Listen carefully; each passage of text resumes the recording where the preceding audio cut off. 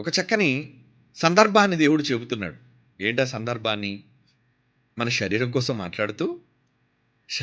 మాట్లాడుతూ క్రొత్త నిబంధనలో మనందరికీ ఒకటి నేర్పించాడు. ఏం నేర్పించాడు? కొరింథీయులకు రాసిన మొదటి పత్రిక చూడండి. 12వ అధ్యాయం 25వ వచనం. మన శరీరాన్ని చూపించి ఏమంటున్నాడు? మొదటి కొరింథీ పత్రిక 12వ అధ్యాయం 25వ వచనం. అయితే శరీరంలో వివాదములు లేక అవయవాలు ఒకదానినొకటి ఏకముగా పరామర్శించులాగన. మన శరీరంలో గొడవలు ఉన్నాయండి? చెప్పండి. రోగాలు ఉన్నాయేమో, కానీ అవయవానికి మధ్యన గొడవ లేదు. ఏమండి? కుడి చేతికి ఉంగరం పెట్టారని ఎడం చేయి బాధపడడం కానీ ఇటువంటివి ఉన్నాయా? లేదే. ఎడం చేతికి వాచ్ పెట్టారు, గోల్డెన్ వాచ్ అని కుడి చేయి దాడి చేయటం కానీ ఇటువంటివి ఏమి లేవు. ఏ అవయవానికి సంతోషం కలిగినా అసూయ లేదు, వాటికి అసూయ లేదు. అసూయ, కోపం ప్రతి వివాదానికి కారణం. దానివల్ల బ్రతుకు అల్లకొల్లోలం,